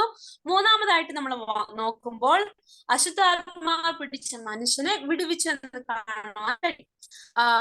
മാർക്കോസ് 1-ാം അധ്യായം 23 മുതൽ 28 വരെയുള്ള വാക്യങ്ങളിൽ നമ്മൾ വായിക്കുമ്പോൾ അവിടുത്തെ ലോകത്തിന്റെ അധിപതി അല്ലെങ്കിൽ സാത്താൻ അറിയാമായിരുന്നു യേശുക്രിസ്തുവാണ് യഥാർത്ഥത്തിൽ ദൈവമാണെന്നും യേശുക്രിസ്തു ആ ഡീമൺ പൊസസ്ഡ് ആയിട്ടുള്ള മനുഷ്യനെ വിടുവിക്കാൻ സാധ്യമാകുമെന്നൊക്കെ അറിയാമായിരുന്നു. അതുകൊണ്ട് യേശുക്രിസ്തു അവനോട് ഒന്നുമേ പറയാനായിട്ട് അവിടെ സമ്മതിച്ചില്ലെന്നൊക്കെ നമുക്ക് അവിടെ കാണുവാനായിട്ട് കഴിയും.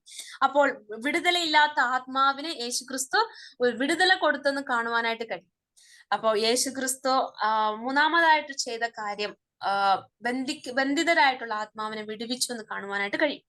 അപ്പോൾ യേശുക്രിസ്തു ബന്ധിതരായിട്ടുള്ള മനുഷ്യരെ തന്റെ സുവിശേഷ പ്രവർത്തനത്തിന്റെ അല്ലെങ്കിൽ തന്റെ പ്രവർത്തനത്തിന്റെ ഒരു ദിവസത്തിൽ ചെയ്തിരുന്ന കാര്യം നമുക്കവിടെ കാണുവാൻ കഴിയും. നാലാമതായിട്ട് നമ്മൾ വരുമ്പോൾ അവിടെ 29 മുതൽ 31 വരെയുള്ള വാക്യങ്ങൾ നമ്മൾ വായിക്കുമ്പോൾ ഓൾറെഡി ഞാൻ പറഞ്ഞതാണ്, നമുക്കത് വായിക്കാം. മർക്കോസ് 1-ാം അധ്യായം 29 മുതൽ 31 വരെയുള്ള വാക്യം. അനന്തരം അവൻ പള്ളിയിൽ നിന്ന് ഇറങ്ങി യാക്കോബ് യോഹന്നാനുമായി ശിമോന്റെയും അന്ത്രയോസിന്റെയും വീട്ടിൽ വന്നു. അവിടെ ശിമോൻ അമ്മ പനി പിടിച്ചു കിടന്നിരുന്നു. അവർ അവളെ കുറിച്ച് അവനോട് പറഞ്ഞു. അവൻ അടുത്ത് ചെന്ന് അവളെ കൈക്ക് പിടിച്ച് എഴുന്നേൽപ്പിച്ചു. പനി അവളെ വിട്ടുമാറി. അവൾ അവരെ ശുശ്രൂഷിച്ചു. ഓക്കെ, ഇത് നമ്മള് ഇവിടെ യാക്കോബ്, അന്ത്രയ, പത്രോസ് 3 പേരുടെ വീട് നമുക്ക് കാണുവാനായിട്ട് കഴിയും. എന്നാൽ മത്തായി 8-ാം അധ്യായം 14 മുതൽ 17 വരെയുള്ള വാക്യങ്ങളിലും ലൂക്കോസ് 4-ാം അധ്യായം 38 മുതൽ 40 വരെയുള്ള വാക്യങ്ങളിലൊക്കെ അവിടെ പത്രോസിന്റെ വീടെന്നാണ് കാണുവാൻ കഴിയുന്നത്. അപ്പോൾ ഇവിടെ യേശുക്രിസ്തു അവിടെ ചെന്ന് പത്രോസിന്റെ വീട്ടിൽ ചെന്ന് തന്റെ പ്രവർത്തനം ചെയ്യുന്നത് കാണുവാനായിട്ട് കഴിയും. ഇവിടെ ലൂക്കോസ് പറയുമ്പോൾ സീരിയസ്ലിയിൽ വളരെ ഫീവർ കൊണ്ട് വളരെയധികം ബുദ്ധിമുട്ടുന്ന അമ്മായിയമ്മേനെ കുറിച്ച് അവിടെ കാണുവാനായിട്ട് കഴിയും. അപ്പോൾ യേശുക്രിസ്തു അവിടെ ചെന്ന് ഹൗസ് വിസിറ്റിംഗ് ചെയ്യുന്നത് നമുക്ക് അവിടെ കാണുവാൻ കഴിയും. ഹൗസ് വിസിറ്റിംഗ് എന്ന് പറയുമ്പോൾ ഇന്ന് നമ്മുടെ ഇടയിൽ വീട് സന്ദർശനം പ്രവർത്തനങ്ങളൊക്കെ ഉണ്ടല്ലേ. അപ്പം തീർച്ചയായിട്ടും ഇതിന്റെ തുടക്കം യേശുക്രിസ്തു തന്നെയാണ്. യേശുക്രിസ്തു തന്റെ പ്രവർത്തനത്തിൽ പല വീടുകൾ പോയി സന്ദർശിച്ചത് നമുക്ക് കാണുവാൻ കഴിയും. അങ്ങനെ കുറെ വീടുകളിൽ ചെന്നത് നമുക്ക് കാണുമ്പോൾ ആരെയൊക്കെ നമുക്ക് ഓർമ്മ വരും? ചിലത് പറയാമോ? സുവിശേഷങ്ങളിൽ മഗ്ദലേന മറിയം, പിന്നെ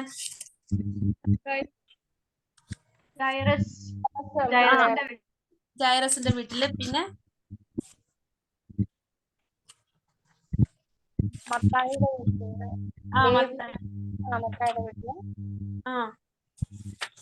പിന്നെയും നമുക്ക് കുറെ വീടുകൾ കാണാം.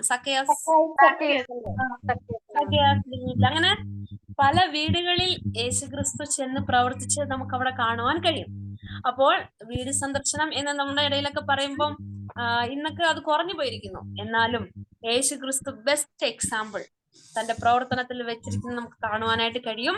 താൻ ഒരു നല്ലൊരു വീട് സന്ദർശകനായിരുന്നു. ഈ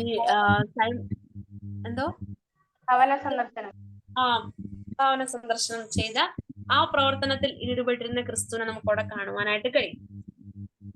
ഇന്നും നമ്മൾ പലപ്പോഴും മറ്റുള്ളവരുടെ വീടുകളിലൊക്കെ ചെല്ലുവാൻ മടിയുള്ളവരാണ്. വീട്ടിൽ ചെല്ലുക, ഇരുന്ന് അവരോടൊക്കെ സംസാരിക്കുക, അതൊക്കെ ഭയങ്കര ബുദ്ധിമുട്ടുള്ള കാര്യം തന്നെയാണ്. എന്നാലും യേശുക്രിസ്തു പ്രവർത്തിച്ചപ്പോൾ ബെസ്റ്റ് ആയിട്ട് ഒരു എക്സാമ്പിൾ നമുക്ക് വേണ്ടി വെച്ചിട്ടുണ്ട്. യേശുക്രിസ്തു പല ഭവനങ്ങൾക്കും ഇമ്പോർട്ടന്റ് കൊടുത്തിരുന്നു. അവരെ സന്ദർശിച്ചിരുന്നു. അവർക്ക് ആവശ്യമായിട്ടുള്ളത് അവർക്ക് പറഞ്ഞു കൊടുത്തിരുന്നു. അവരെ സൗഖ്യമാക്കിയിരുന്നു. രക്ഷയെക്കുറിച്ച് അവർക്ക് പറഞ്ഞു കൊടുത്തിരുന്നു.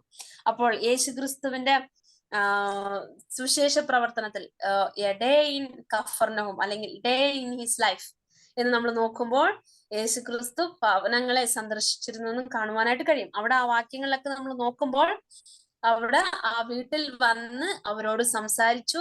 അവിടെ ദീനം പ്രാപിച്ചിരുന്ന പത്രോസിന്റെ അമ്മായിയമ്മയെ സൗഖ്യമാക്കിയതൊക്കെ നമുക്ക് അവിടെ കാണുവാനായിട്ട് കഴിയും. നമ്മൾ 5-ാമതായിട്ട് നമ്മൾ വരുമ്പോൾ അവിടെ യേശുക്രിസ്തു എന്താണ് ചെയ്യുന്നത്? 32 മുതൽ ഉള്ള വാക്യങ്ങൾ നമ്മൾ വായിക്കുമ്പോൾ, 32 മുതൽ 39 വരെയുള്ള വാക്യങ്ങൾ വായിക്കുമ്പോൾ യേശുക്രിസ്തു പബ്ലിക് അല്ലെങ്കിൽ ഈ പബ്ലിക്കായിട്ടുള്ളവരെ ഉള്ളവരോടുള്ള ബന്ധത്തെ അവിടെ കാണുവാനായിട്ട് കഴിയുന്നത് ഔട്ട്റീച്ച് അല്ലെങ്കിൽ പബ്ലിക് ആയിട്ടുള്ളവർക്ക് ഒരു ഔട്ട്റീച്ച് നടത്തുന്നത് നമുക്ക് അവിടെ കാണുവാൻ കഴിയും. അവിടെ ഇഷ്ടംപോലെ ആൾക്കാർ വന്നു. യേശുക്രിസ്തു അവിടെ ഉണ്ടെന്ന് അറിഞ്ഞു കഴിഞ്ഞപ്പോൾ അവിടെ ഒത്തിരി പേര് വന്നു. അവിടെ അതൊരു സബത്ത് ദിവസമായിരുന്നു അല്ലെ. അത് സബത്ത് ദിവസമായിരുന്നു എന്ന് കാണുമ്പോൾ എപ്പോഴാണ് അവിടെ ആൾക്കാർ വന്നത് നമുക്ക് ആ വാക്യത്തിൽ വായിക്കുമ്പോൾ കാണുവാൻ കഴിയും. 32-ാമത്തെ വാക്യത്തിൽ സൂര്യൻ അസ്തമിച്ചതിന് ശേഷം വൈകുന്നേരം. സൂര്യൻ അസ്തമിച്ചതിന് ശേഷം അവർക്ക് സൂര്യൻ അസ്തമിക്കുന്നത് വരെ യഹൂദന്മാർ എവിടെയും യാത്ര പോകത്തില്ല, ആരുടെ അടുക്കൽ പോകത്തില്ല. എന്നാൽ സൂര്യൻ അസ്തമിച്ചതിന് ശേഷം ആ സബത്ത് ദിവസത്തിൽ യേശുക്രിസ്തുവിന്റെ അരികിൽ ഒത്തിരി പേര് വന്നു. ദീനക്കാര് വന്നു, കർത്താവിന്റെ വചനത്തെ കേൾക്കുന്നവര് വന്നു. അങ്ങനെ ഒത്തിരി കാര്യങ്ങൾ കേൾക്കുവാനും വന്നത് നമുക്ക് അവിടെ കാണുവാൻ കഴിയും. യേശുക്രിസ്തുവിന്റെ അടുക്കൽ വന്നവരെ യേശുക്രിസ്തു ശുശ്രൂഷിച്ചു, അല്ലെങ്കിൽ അവർക്ക് നല്ല കാര്യങ്ങൾ പറഞ്ഞു കൊടുത്തു, അവർക്ക് വിടുതല കൊടുത്തു. എന്നാൽ മറ്റുള്ളവർ യേശുക്രിസ്തു അടുത്തു വരുന്നവരെ അക്സെപ്റ്റ് ചെയ്യുക മാത്രമല്ല, മറ്റുള്ളവരുടെ ഇടയിൽ 35 മുതൽ 39 വരെയുള്ള വാക്യങ്ങൾ നമ്മൾ വായിക്കുമ്പോൾ യേശുക്രിസ്തു അവരുടെ ഇടയിൽ ചെന്ന് അവരോട് സുവിശേഷം പറഞ്ഞത് നമുക്ക് അവിടെ കാണുവാനായിട്ട് കഴിയും. ഔട്ട്റീച്ച് അല്ലെങ്കിൽ മറ്റുള്ളവരുടെ ഇടയിൽ ചെന്ന് അവരോട് എന്റെ പിതാവിന്റെ ഇഷ്ടം ചെയ്യുവാനാണ് വന്നതെന്ന് അവിടെ കാണുവാനായിട്ട് കഴിയും. 39 വാക്യത്തിലാന്ന് തോന്നുന്നു. ഓക്കെ. അങ്ങനെ അവർ അവരോട്, ഞാൻ അടുത്ത ഊരുകളിലും പ്രസംഗിക്കേണ്ടതിന് നാം അവിടേക്ക് പോകുക, ഇതിനായിട്ടാണല്ലോ ഞാൻ പുറപ്പെട്ടു വന്നിരിക്കുന്നത് എന്ന് പറഞ്ഞു. അപ്പോൾ മറ്റുള്ളവരുടെ ഇടയിൽ നിന്ന് ആദ്യം യേശുക്രിസ്തു ശിഷ്യന്മാരെ അയക്കുന്നതിന് മുമ്പ് താൻ ഒരു ബെസ്റ്റ് എക്സാമ്പിൾ വെക്കുകയാണ് ചെയ്യുന്നത്. മറ്റുള്ളവരുടെ ഇടയിലേക്ക് ചെന്ന് പ്രസംഗിക്കുകയും മറ്റുള്ളവരുടെ ആവശ്യങ്ങൾ അറിഞ്ഞ് അവരെ വിടുവിക്കുകയും ചെയ്യുന്നതാണ് യേശുക്രിസ്തു ചെയ്തിട്ടുള്ള ബെസ്റ്റ് എക്സാമ്പിൾ എന്ന് നമുക്ക് അവിടെ കാണുവാനായിട്ട് കഴിയും. അത് കഴിഞ്ഞിട്ടാണ് യേശുക്രിസ്തു തന്റെ ശിഷ്യന്മാരെ അയക്കുന്നതെന്നും കാണുവാൻ കഴിയും. അപ്പോൾ ഔട്ട്റീച്ച് അല്ലെങ്കിൽ മറ്റുള്ളവരോട് ചെന്ന് സുവിശേഷം പറയുന്നതും നമ്മുടെ വീടുകളിൽ വരുന്നവരോട് സുവിശേഷം പറയുന്നതിനും ബെസ്റ്റ് എക്സാമ്പിൾ യേശുക്രിസ്തു ആണ്. യേശുക്രിസ്തു തന്റെ ജീവിതത്തിൽ ഒരു ബിസി ആയിട്ടുള്ള ഒരു ദിവസം എങ്ങനെയാണ് യേശുക്രിസ്തു നടത്തിയെന്ന് നമ്മൾ നോക്കുമ്പോൾ, എങ്ങനെയാണ് കൊണ്ടുപോയതെന്ന് നോക്കുമ്പോൾ, യേശുക്രിസ്തുവിന്റെ അടുത്ത് വരുന്നവരെ യേശുക്രിസ്തു ശുശ്രൂഷിച്ചു, അവരുടെ ഇടയിൽ ചെന്ന് ശുശ്രൂഷിച്ചെന്ന് കാണുവാനായിട്ട് കഴിയും. അടുത്തായിട്ട് നമ്മൾ നോക്കുമ്പോൾ 6-മതായിട്ട് യേശുക്രിസ്തു ഒരു ദിവസത്തിന്റെ ആദ്യ മണിക്കൂറിൽ പ്രാർത്ഥനയിൽ ചിലവിട്ടു. അത് 35-ാമത്തെ വാക്യം വായിക്കാം. അതികാലത്ത് ഇരുട്ടോടെ അവൻ എഴുന്നേറ്റ് പുറപ്പെട്ട് ഒരു നിർജ്ജന സ്ഥലത്ത് ചെന്ന് പ്രാർത്ഥിച്ചു. അതികാലത്ത് ഇരുട്ടോടെ നമുക്ക് അവിടെ 24 hours A day in my life എന്ന് പറയുമ്പോൾ 24 മണിക്കൂർ ആദ്യമേ ഒരു ദിവസം ആരംഭിക്കുമ്പോൾ യേശുക്രിസ്തു എന്താണ് ചെയ്യുന്നത്? സബത്ത് ദിവസത്തിൽ ദേവാലയത്തിൽ ചെന്നു എന്ന് കണ്ടു. അവസാനം പിറ്റേ ദിവസം രാവിലെ വെളുപ്പാങ്കാലത്ത് തന്നെ ഇരുട്ടോടെ യേശുക്രിസ്തു പ്രാർത്ഥനയിൽ സമയം ചെലവിട്ടെന്ന് കാണുവാനായിട്ട് കഴിയും. പ്രാർത്ഥന, യേശുക്രിസ്തുവിന്റെ പ്രാർത്ഥനയെ കുറിച്ച് നമ്മൾ പലപ്പോഴും പല പ്രസംഗങ്ങളിൽ എപ്പോഴും കേൾക്കുന്നവരാണ്. എന്നാൽ യേശുക്രിസ്തുവിന്റെ പ്രാർത്ഥനയെ കുറിച്ച് ഞാൻ പഠിച്ചപ്പോൾ എനിക്ക് തന്നെ അത്ഭുതം തോന്നി. അയ്യോ, യേശുക്രിസ്തു ഇത്രയൊക്കെ പ്രാർത്ഥിക്കണമായിരുന്നു എന്ന് ഓർത്തു. ഇതിനെക്കുറിച്ച് നമ്മളൊക്കെ പഠിക്കുമ്പോൾ, കാരണം നമുക്ക് കുറച്ച് ദിവസം മാത്രമേ ഉള്ളൂ. മിനിസ്ട്രി ഓഫ് ജീസസ് ക്രൈസ്റ്റ് എന്ന് പറയുമ്പോൾ യേശുക്രിസ്തുവിന്റെ പ്രാർത്ഥനാ ജീവിതവും തന്റെ മിനിസ്ട്രിയിൽ വരുന്നത് കൊണ്ട് ചില കാര്യങ്ങൾ മാത്രം ഞാൻ പറയാം. യേശുക്രിസ്തു എപ്പോഴൊക്കെയാണ് പ്രാർത്ഥിച്ചതെന്ന് പറയാം. ഇതാണ് നിങ്ങളുടെ അസൈൻമെന്റും കേട്ടോ. ഇന്നത്തെ അസൈൻമെന്റ് എന്ന് പറയുമ്പോൾ ഞാൻ ചില കാര്യങ്ങൾ പറയാം, അത് വായിച്ചിട്ട് നിങ്ങൾക്ക് മനസ്സിലായത് എഴുതിയാൽ മതി. അപ്പോൾ he prayed at his baptism. ആദ്യം യേശുക്രിസ്തു എവിടെ പ്രാർത്ഥിച്ചെന്ന് നമ്മൾ നോക്കുമ്പോൾ, യേശുക്രിസ്തു തന്റെ ബാപ്റ്റിസത്തിന്റെ സമയത്ത് 3-ാം 21-ാമത്തെ വാക്യത്തില് അവിടെ കാണുവാനായിട്ട് കഴിയും. അതുപോലെ തന്നെ he prayed during his ministry 5-ാം 16-ാമത്തെ വാക്യത്തിൽ കാണുവാനായിട്ട് കഴിയും.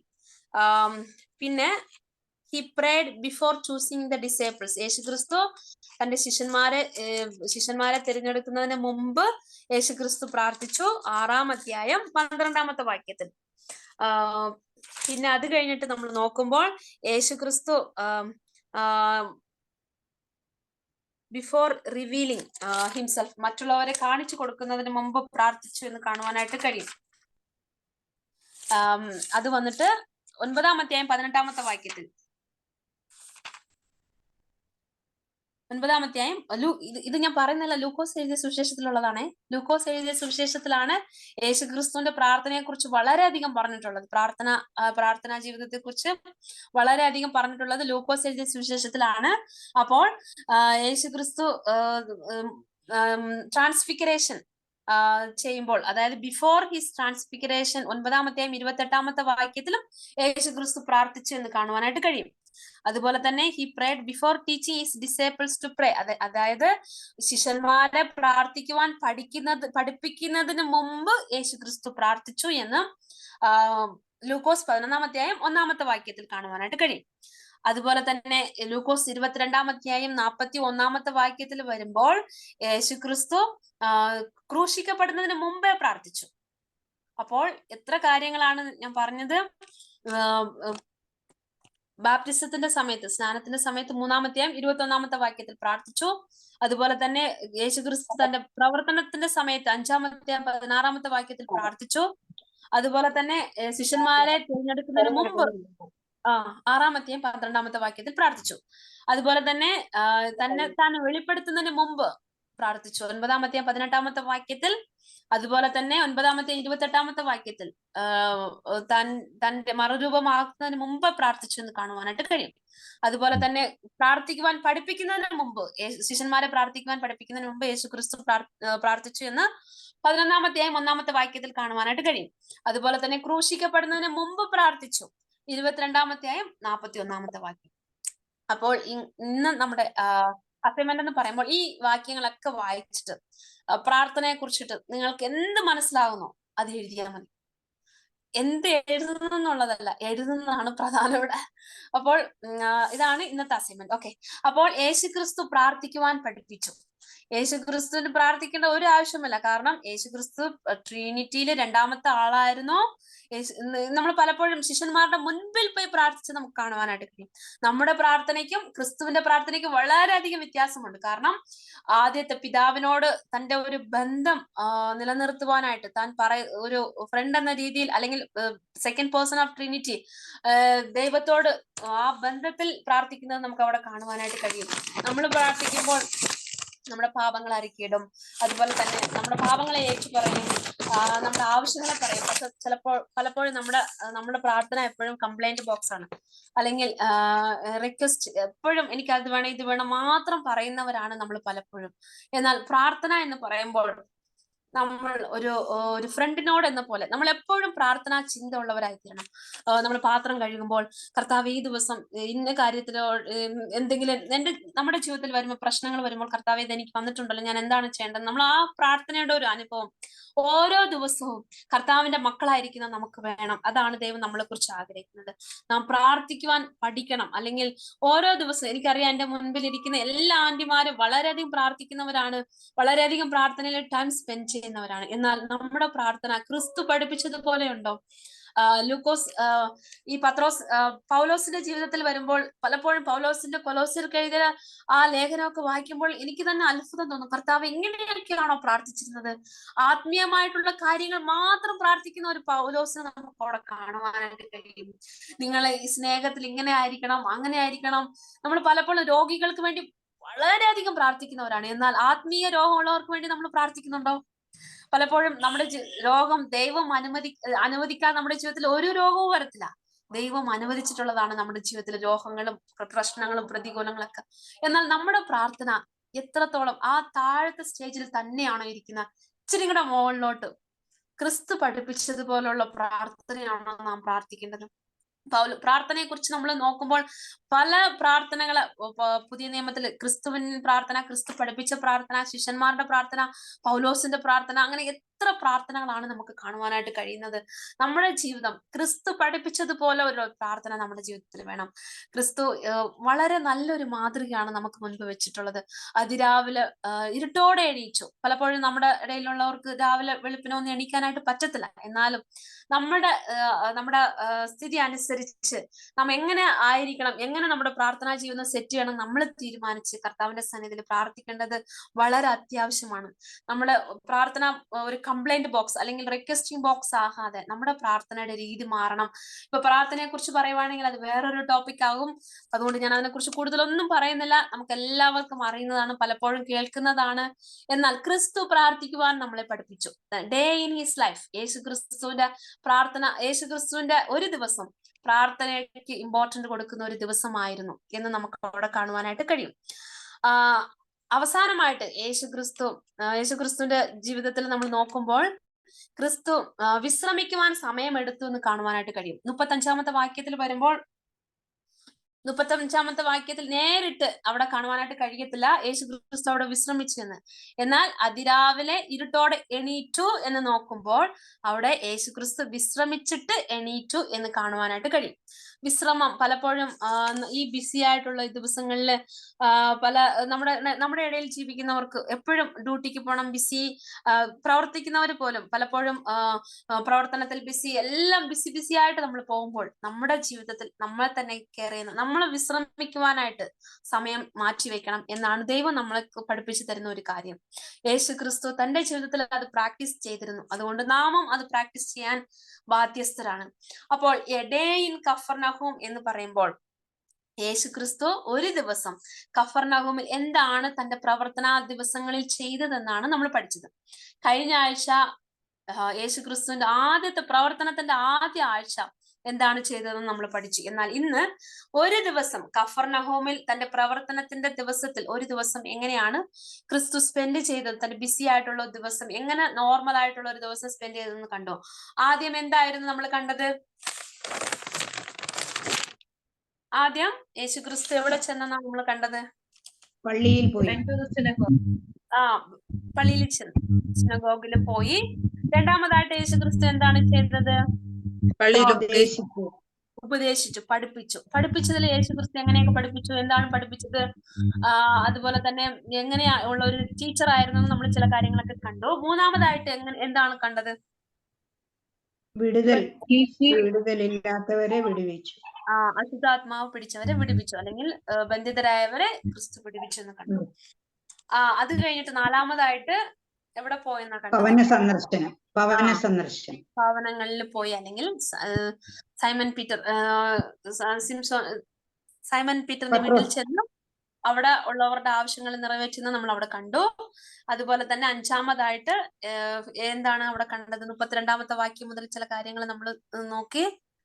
എന്തായിരുന്നു? മറ്റുള്ളവരോട് സുവിശേഷം അറിയിച്ചു. Outreach work. തന്റെ അടുക്കൽ വന്നവരോടും പ്രവർത്തിച്ചു, എന്നാൽ മറ്റുള്ളവരോട് ചെന്നും പ്രവർത്തിച്ചു എന്ന് നമുക്ക് അവിടെ കാണുവാനായിട്ട് ഇടയാണ്. അത് കഴിഞ്ഞിട്ട് ആറാമതായിട്ട് നമ്മൾ എന്താണ് കണ്ടത്? അതികാലത്ത് ഇരുട്ടോടെ പ്രാർത്ഥിച്ചു. പ്രാർത്ഥനാ ജീവിതം യേശുക്രിസ്തു തന്റെ പ്രവർത്തന ദിവസങ്ങളിൽ ഉണ്ടായിരുന്നു. അവസാനമായിട്ട് നമ്മൾ കണ്ടത്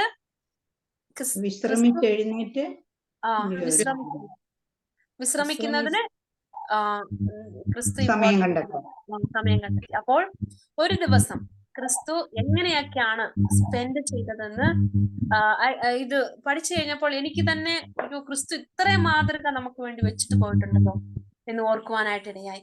അപ്പോൾ ഈ ദിവസങ്ങളിൽ നമ്മൾ ക്രിസ്തുവിനെ കുറിച്ച് കൂടുതലായിട്ട് പഠിക്കുമ്പോൾ നമ്മളെ തന്നെ കർത്താവിന്റെ സന്നിധിയിൽ നമുക്ക് സമർപ്പിക്കാം. കർത്താവ്, എന്റെ ജീവിതത്തിൽ അങ്ങ് പഠിപ്പിച്ചിട്ടുള്ള കാര്യങ്ങൾ ഞാൻ പ്രാവർത്തികമാക്കുവാനായിട്ട് എനിക്ക് കൃപ തരണേ. എന്നെയും കൂടെ ചേർത്തിട്ടാണ് പറയുന്നത്. എന്റെ ജീവിതത്തിലും നമ്മുടെ എല്ലാവരുടെയും ജീവിതത്തിൽ നമ്മളെ കർത്താവിന്റെ സന്നിധിയിൽ സമർപ്പിക്കാം.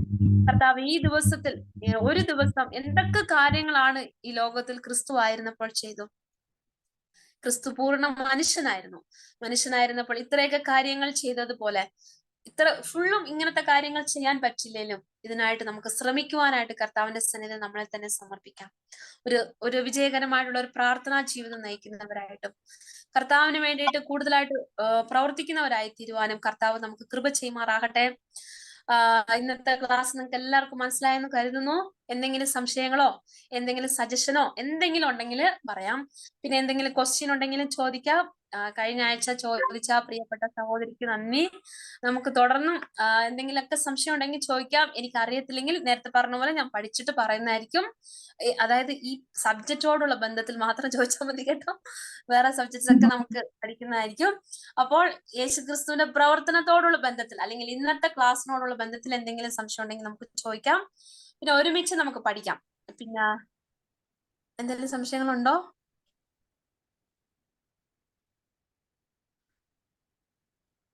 ഇല്ലെന്ന് കരുതുന്നു. എല്ലാവർക്കും എല്ലാം മനസ്സിലായെന്ന് വിചാരിക്കുന്നു.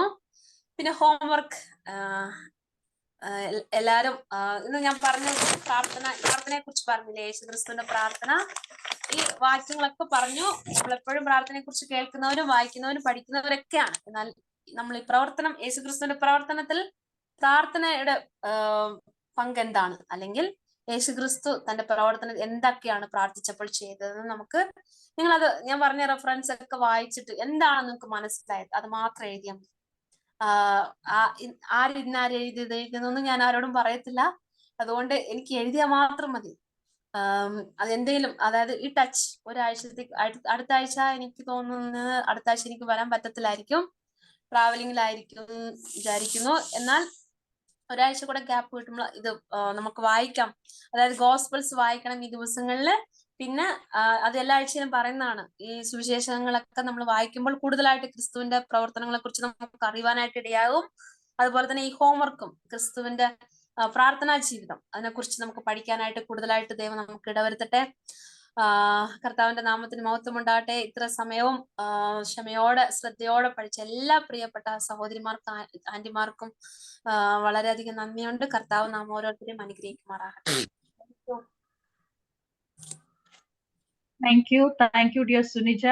ഐ തിങ്ക് ഇത്തിരി സിമ്പിൾ ആയിട്ട് വെരി ക്ലിയർ ആയിട്ട് നമുക്ക് ദൈവവചനം പറഞ്ഞു തന്നു. മിനിസ്ട്രി ഓഫ് ജീസസ് വളരെ ക്ലിയർ ആയിട്ട് നമുക്ക് പഠിപ്പിച്ചു തന്നു. Thank you Sunija for the effort you have put towards this. ദൈവം ധാരാളമായിട്ട് ഇനി അനുഗ്രഹിക്കട്ടെ.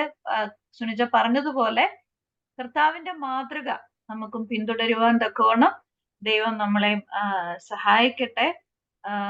ഓക്കെ, നമുക്ക് പ്രാർത്ഥിച്ച് ഇന്നത്തെ മീറ്റിംഗ് നമുക്ക് അവസാനിപ്പിക്കാം. മമ്മി ലൈനിലുണ്ടോ? മമ്മി?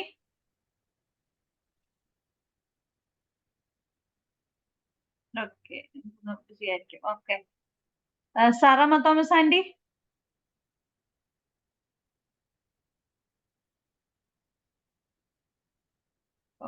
എന്നാ പിന്നെ ആനി ആന്റി പോയെന്ന് തോന്നുന്നു.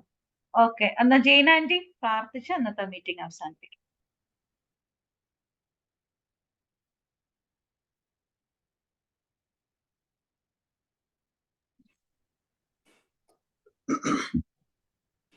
നമുക്ക് പ്രാർത്ഥിക്കാം.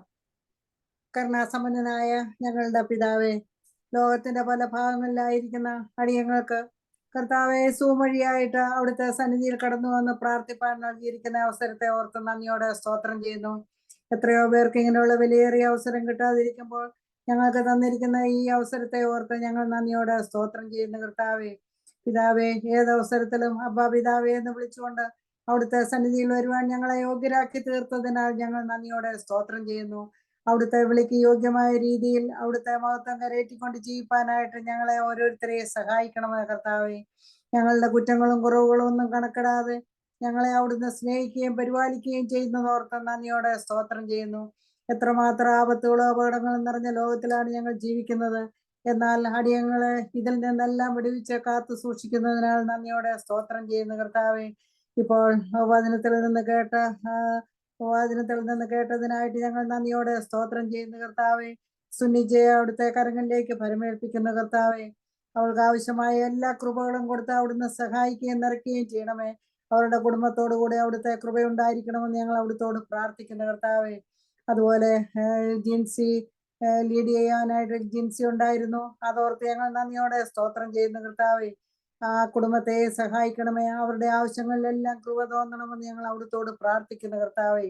ഓരോരുത്തരെയും സഹായിക്കണമേ, വഴി നടത്തണമെന്ന് ഞങ്ങൾ അവിടുത്തോട് പ്രാർത്ഥിക്കുന്നു പിതാവെ. ഞങ്ങളുടെ പാട്ടുപാടുന്ന കാര്യത്തിലും കർത്താവെ സഹോദരി മേരിയസ് ജോർജിനെ എടുത്ത് ഉപയോഗിച്ചു. അതോർത്ത് ഞങ്ങൾ നന്ദിയോടെ സ്തോത്രം ചെയ്യുന്നു കർത്താവെ. നിന്റെ മകൾക്കും നന്നായിട്ട് പാടുവാനായിട്ടുള്ള കൃപ കൊടുത്തു. അതോർത്ത് ഞങ്ങൾ നന്ദിയോടെ സ്തോത്രം ചെയ്യുന്നു കർത്താവെ. അവിടത്തേക്ക് കൂടുതൽ പ്രയോജനമുള്ളവരായിരിക്കാൻ ഞങ്ങളെ ഓരോരുത്തരെയും എടുത്ത് ഉപയോഗിക്കുന്നവർക്ക് ഞങ്ങൾ നന്ദിയോടെ സ്തോത്രം ചെയ്യുന്നു പിതാവെ. ഏത് കാര്യത്തിലും ഞങ്ങളുടെ ഹിതമല്ല, അവിടുത്തെ ഹിതം മാത്രം നിറവേറുവാനായിട്ട് ഞങ്ങളെ സഹായിക്കണമെന്ന് ഞങ്ങൾ അവിടുത്തോട് പ്രാർത്ഥിക്കുന്നു കർത്താവെ. പലവിധ ഭാരത്താൽ പ്രയാസം അനുഭവിക്കുന്നവരെയും ഞങ്ങൾ ഈ സമയത്ത് ഓർക്കുന്ന കർത്താവെ. ഞങ്ങളുടെ സഹായാകാശത്തെയും ഭൂമിയെ ഉണ്ടാക്കിയ യഹോവയിൽ നിന്നാണല്ലോ വരുന്നത് എന്ന് ഞങ്ങൾ വായിക്കുന്നുണ്ടല്ലോ. ഞങ്ങൾ അവിടുത്തെ മുഖത്തേക്ക് നോക്കുകയും സഹായം വരുന്ന ആ പർവ്വതങ്ങളിലേക്ക് ഞങ്ങളുടെ കണ്ണുകളെ ഉയർത്തുകയും ചെയ്യുന്ന കർത്താവെ. എന്റെ കൃപ നിനക്ക് മതിയെന്ന് ഞങ്ങൾക്ക് കേൾക്കുന്നതിനാൽ ഞങ്ങൾ നന്ദിയോടെ സ്തോത്രം ചെയ്യുന്ന കർത്താവെ. ഞങ്ങൾ വിളിച്ചപേക്ഷിക്കുമ്പോൾ അവിടുന്ന് ഉത്തരം നൽകുന്ന കർത്താവ് ഞങ്ങൾക്കുണ്ട്. അതോർത്ത് ഞങ്ങൾ നന്ദിയോടെ സ്തോത്രം ചെയ്യുന്നു. വിളിച്ചപേക്ഷിക്കുന്ന ഏവർക്കും അവിടുന്ന് സമീപസ്ഥനാകിയാൽ ഞങ്ങൾ അവിടുത്തെ നന്ദിയോടെ സ്തോത്രം ചെയ്യുന്ന കർത്താവെ. ഞങ്ങളുടെ പ്രാർത്ഥന അവിടുന്ന് കേട്ടിരിക്കാൻ ഞങ്ങൾ നന്ദിയോടെ സ്തോത്രം ചെയ്യുന്നു. സകലമാനവും മഹത്വം അവിടുന്ന് എടുത്തുകൊള്ളണമെന്ന് കർത്താവായ യേശു ക്രിസ്തുവിന്റെ നാമത്തിൽ അപേക്ഷിക്കുന്നു. കൃപയുണ്ടായി കേൾക്കുമാറാകണമേ. ആമേൻ.